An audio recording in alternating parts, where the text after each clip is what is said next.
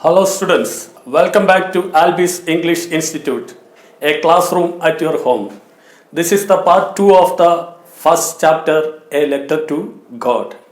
I am Sunil, here I am with the NCERT solutions, previous year's board solutions, figures of speech used in this chapter and function of the word wish as Albi's special for you.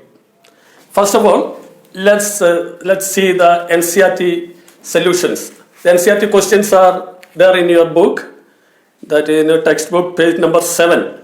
The first question talks about who does Lenjo have complete faith in? That you know well, that Lenjo had complete faith in God. Okay, second, which sentence in the story tell you this? So that is very vast answer we have to give for that. So we leave it because the page number 5, second paragraph onwards, you can see almost all the sentences talks about Lenjo's faith in God. Okay, let's move to the second question. Why does the postmaster send money to Lenjo? So postmaster, when he read the letter, Lenjo's letter, he realized that Lenjo had firm faith, a strong faith in God. And he was impressed by his faith. And he decided to help him in one or other way. So he started to collect money to give him. So he asked his friends, he asked his staffs, and even he himself gave a part of his salary and collected all this money and sent it to Lenjo. And the second part is that why does he sign the letter God? So he did not write anything in the letter. Only one word, God. Why? Because he want to keep his faith alive in God. Okay, that is the answer for that second part.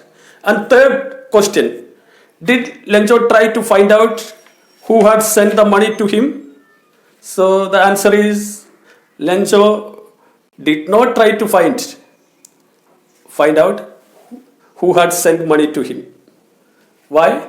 Because he had a strong faith in God. He believed that it could not be anyone other than God who can help him or who can send money to him.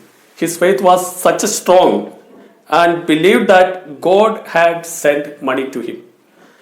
Okay, this is the answer for that. And the next question, who does Lenjo think has taken the rest of the money? What is the irony in the situation? That also you know. Okay, the people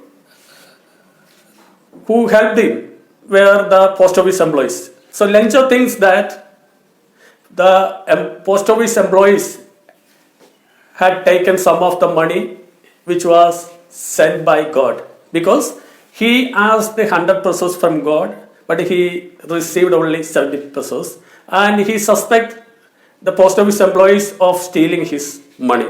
And the irony means just opposite of what is said or stated or believed. So here what he believed is the post office employees were taken his money, but actual thing was the post office employees were the people who helped him and sent this money to him. So he doubted the people who helped him as a thief. That is the irony which we can find in this book. And let's see the next question number 5. Are there people like Lenjo in the real world? Yes, we can see many people like Lenjo in this real world. And many people we can find, and they believe blindly in God and think that God would help him directly in the time of their need. Okay, and thinking about the second part, what kind of person would you say he is? About Lenjo, we can say that Lenjo was a poor, hardworking farmer who had a strong faith in God. At the same time, he had no faith in human beings, any other person other than God. Such was his nature. Okay. And next question. There are two kinds of conflict in the story between humans and nature and between humans themselves. So here as two conflicts are illustrated. We can see. First of all, we can see the conflict between humans and nature. How? Because Lenja was a farmer and he was expecting a good harvest, but a hailstone and heavy rain destroyed his crops completely. So here hailstone in the form of nature, okay, is in conflict with the Lencho as a human. Okay, Lencho is the symbol of a human being. So here nature and human beings equal to hailstone and heavy rain equal to Lencho, where having conflict. Okay, and secondly, we can see there is a conflict between humans themselves. So how? Because the people who had helped him were postmaster, his employees, and his friends. But Lenjo think that these people were thieves and even called them as a bunch of crooks. So, but actually, the fact is they had helped him.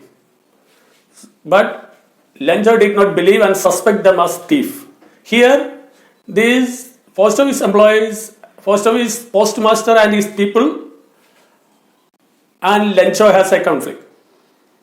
So these are the two conflicts we can find in this book. Now let's move to the previous year's board solution.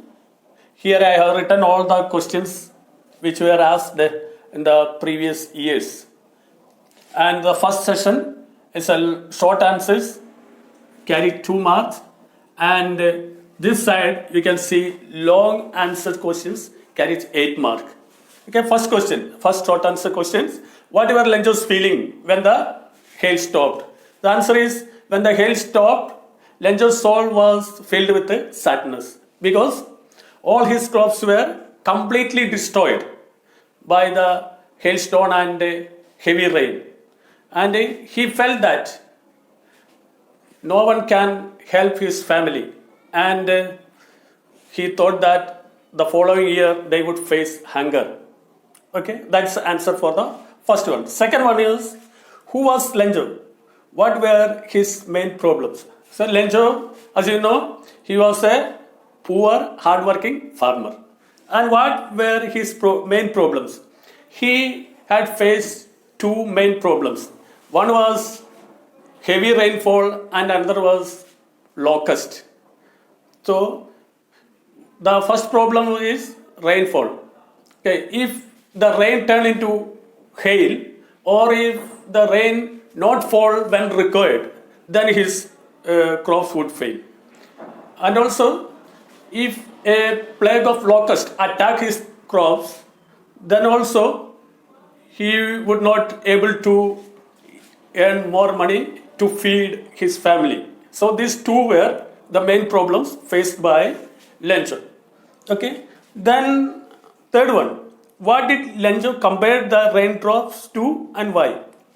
Here, Lenjo compared the raindrops to new coins, and he said that the big drops are 10-cent pieces and the small drops were 5-cent pieces. And why? Because if he get a good rainfall, that means he will get a good harvest. And if he get a good harvest, he can earn more money in the form of coins. That's why he said that. Okay. The next one is, why did Lenjo write a letter to God? That also very simple. Lenjo wrote a letter to God because he had only one hope, that was in God. Okay. So when he lost everything and lost all his crops, he decided to write a letter to God, and he want some help from God. So he wrote, God, I have lost all my crops, so I need 100 pesos to sow a new crop and feed my family till the new crops comes up. Okay, that is why he wrote a letter to God that God would help him in his time of need. And why did Lenjo not want the money to be sent through mail? That's also a funny answer we have to give, because Lenjo asked God for 100 pesos, but he received only 70 pesos. So he thought that it was taken by post office employees, the rest of the money.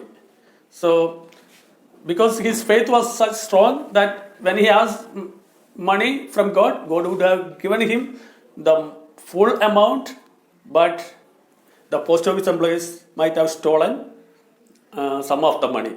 So he asked God to send the rest of the money. The rest means the balance amount 30 pesos to him, because he needed it urgently, and say that don't send it through the post office, because the post office people may take some money and give him the rest.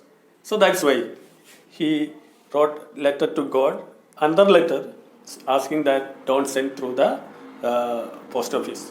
Okay, these were the questions asked in the previous years, and you may note it. Another thing is long answer questions also here. So these 8-mark questions. First of all, it is written, write a paragraph on humanity mentioned in the story, a letter to God. So you just give an introduction for that. When you write the answer, you say that this is the story.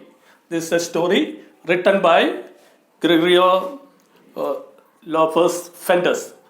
Okay, and in his story, he shows a real picture of the humanity. And in the real world, we can see many people who help others without seeking the self-interest. This is just an introduction, you give it, and you then goes to the story. Then story say, in this story we can see a group of good people, mainly the postmaster, his employees and his friends.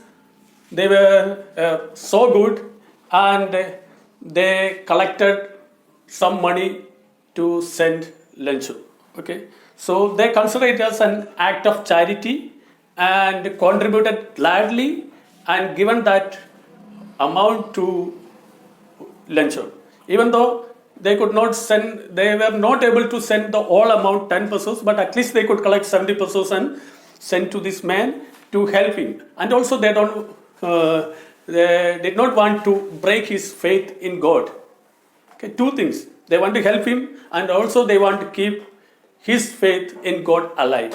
Okay, so this act shows that a true humanity still exists in the world, and this motivates us to become good and helpful to the poor and needy. So this is the answer you can give here. And second question is, describe Lencho's qualities in the light of his faith in God. So Lencho's, Lencho had many good qualities. Especially we see that even though he was a poor farmer, but he was a hard-working man. And due to heavy rainfall and hailstone, his crops were destroyed completely. And he lost all hope, but still he had a single hope, that was in God. So he had a firm faith in God that God would help him in his time of trouble. Okay, that was. So his faith was such a strong, and God would help him when if he asked him to help him. Okay, and he decided to write a letter to God, and showing that how strong his faith was in God. Okay, and nowadays also, okay, we can say that is the second part is for you only. Do you have faith in God such? Okay, that is up to you. And we can say, okay, I have also such a faith in God. I strongly believe in God, but not like Lencho. My faith is not blind. I think that God can help in various ways. Many means God can help the people. Through the nature, through other people, or through animals. Or many ways, sir. God has thousands and thousands of ways to help us. But Lencho believed that only God and God can help him, and he will help him directly. Okay?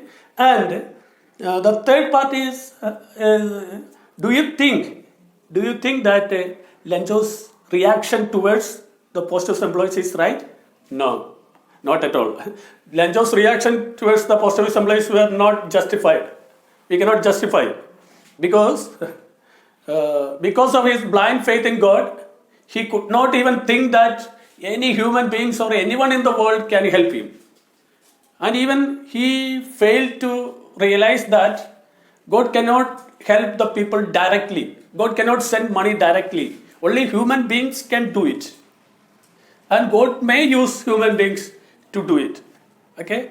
And Lencho believed that God will directly send, and he had sent it through post office, but post office people has taken some of the money, and he doubt them, he suspect them as thief because they have taken some of his money, and he called them a bunch of crooks. So we cannot justify his attitude towards the post office employees. Now let's move to the figures of speech which are used in this chapter. First of all, see what is figures of speech. A figures of speech is defined as a word or phrase that is used in a way other than its literal or natural meaning. That means it is a word or a phrase and used in a way other than literal or natural meaning. When we use figures of speech, we should not take its meaning literally or naturally. It has some other meaning. That is why we called it is a figurative meaning, not a literal meaning. Okay? The words will have a different meaning than its original meaning when we use it in a figures of speech. And there are different kinds of figures of speech in English. And first of all, what is this figures of speech? In Hindi, we call it as a alankar. So alankar means decorations. So we use figures of speech to decorate our sentences, our speech, our conversations, our writings and all. So usually novelists and poets use these figures of speech in their writings. Now see, there are different kinds of figures of speech. First of all, we say figures of comparison, and also we can say secondly we can say figures of relation, and thirdly different kinds of figures are there. Okay, so but we don't have here time to discuss everything in details. So here we will discuss only first one, the figures of comparison. Okay, figures of comparison. There are two figures of comparisons. First one is metaphor, and another one is simile. So metaphor means, and definition is an implied comparison between two unlike things. Try to understand the definition. If you understand the definition, you can easily identify this metaphor. Okay, so it's an implied. Implied means indirect. Implied means indirect, or implied means we can say not stated clearly.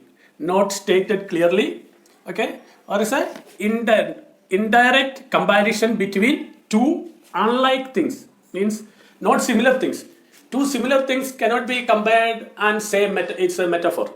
So two unlike things, it is an indirect comparison between two unlike things. For example, we can say he is a lion. He is a lion. So here the human being is compared to lion. Two unlike things are compared. Okay, and we can say world is a stage. Shakespeare says that world is a stage and all the human beings are mere players on it. So the world, actually world is not a stage, but he compared world to the stage, to a stage. So it's unlike things are compared here. Okay, and we can say, okay, sea of knowledge. Sea of knowledge. Okay, knowledge is compared to sea. Okay, so if a person has a lot of knowledge, we can compare that he has a sea of knowledge, or that way we can compare it. His knowledge is so vast like a sea. That's what we try to say. Okay, so these are some of the example of that of metaphor. Here we can make a formula like this. We can say A is B. Here also A is B. Here is B is A. Why? Why I said this part is A, this part is B. So you say something, you say that directly. Okay, is without using a connecting word, anything, directly comparing. That means it is implied, not stating that it is going to compare or anything. Without stating, it compares one thing with another thing. So that is say that directly say that A is B. Actually A is not B, but figuratively say that A is B. Here also world is A and the stage is B. You say world A is B. Here when it comes as of, okay, sea of knowledge, when we use this word, then B will come first and A will use as second. Like that, B is A. Sea of knowledge means knowledge of sea. He has a lot of knowledge, that means. Okay, if you say, if anybody has a sea of knowledge means he has a lot of knowledge like a sea. A depth knowledge is there like a sea. This is how we use metaphor. Okay, and similarly the same meaning. The direct, but here it is implied means indirect comparison. Here is a direct comparison between two unlike things by using the connecting words as or like. So both are comparisons. One is indirectly comparing. Here is directly comparing by using these words. We can say the same. He is like. Okay, he is like a lion. This also we can say. He is like a lion. So it's a directly comparing. Directly comparing. Okay, and you say, okay, his face is as bright as the sun. If I say this, okay, so here I use this word as, and here I use the word like. Only difference is in simile also comparing two unlike things, but directly use a connecting word like or as. But in metaphor, we do not use any connecting word like as or like, but directly it says that he is a lion. The person directly is comparing without using any connecting word. So in our book, in your textbook, that chapter, many figures of speech are used. Okay, so some of the figures of speech are there in your book, in exercise section of the first chapter, and see many metaphors like huge mountains of clouds. Clouds are compared to huge mountains. Another phrase, raindrops are new coins. They say raindrops. New coins are raindrops are compared to new coins. And say hailstones are frozen pearls. Okay. Hailstones are compared to frozen pearls. And plague of locust, another metaphor. So here is B is A. Then locust is like a plague, attack the crops. So plague attack the human beings is an epidemic disease. So the same way locusts attack the field and destroy completely. So we say that plague of locust. And also it says Lencho was an ox. Okay. Lencho was an ox means Lencho is compared to an ox, meaning Lencho worked hard like an animal. That is the comparison made. So these are the metaphors you can find in your in the story. And also simile also. They say that hailstones covered the field as if it covered with salt. As if is used. The word as if. Okay. A hailstone covered the land as if it covered with salt. It's a comparison. Okay. These are many other comparison also there. You can, if you carefully read, you may find it. And other poems and novels also you may find a lot of figures of speech. Here we are going to have, I'll be special now. That is the function of the word wish. Okay? There are this word wish has many meanings. So we are going to see the function. And why I have chosen it, it is written in the in your story, that story, that postmaster said that when he read the letter of the Lencho, he said that I wish I had the faith of Lencho. He says, I wish I had the faith of Lencho. That means that here what he is trying to mean is, he said that he regret that he did not have such a faith, the faith of this man. Okay, that is what he is trying to say there. He regret for not having the faith of Lencho. Okay, that is what it meant. I wish I had the faith of the man. That's you can see in that book. Here we see, I wish I know his number. So here you see, I wish is a simple present tense. This is also simple present tense. This is also simple present tense. But second part is simple past. Okay, that means simple present plus simple, okay, simple past. Okay, simple past. Okay, simple present plus simple past. But this is a mixture of present and past to show regret in the present. You say that, you can say to anyone, I wish I knew his number, means you say that I regret that I don't know his number. Its meaning is I regret that I don't know his number.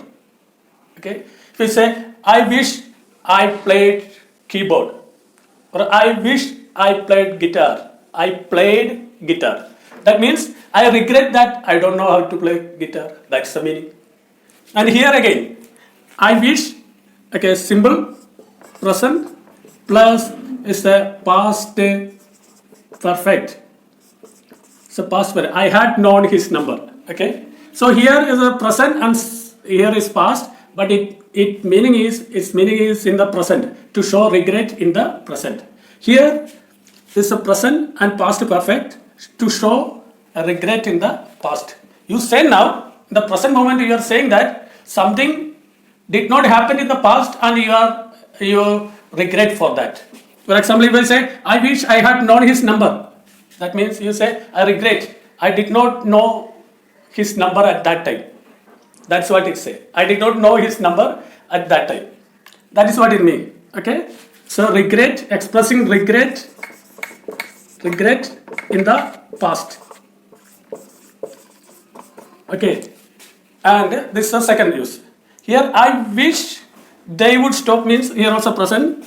And here they would means you hope. You are hoping that they will something will happen in the future. Okay. I wish I would go there means I wish or I desire that one day I will go there.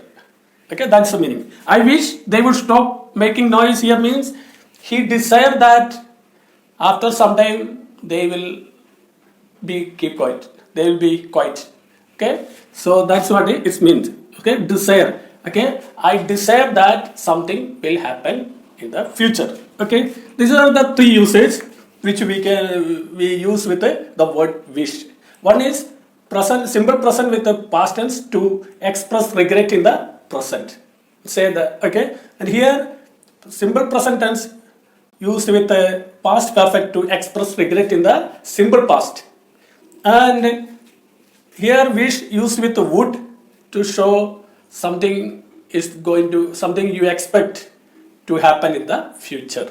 Okay, these are the three usage which we can make use in our daily conversations. Okay, thank you. If you have not yet subscribed the channel, kindly subscribe it and click on the bell icon for the upcoming videos.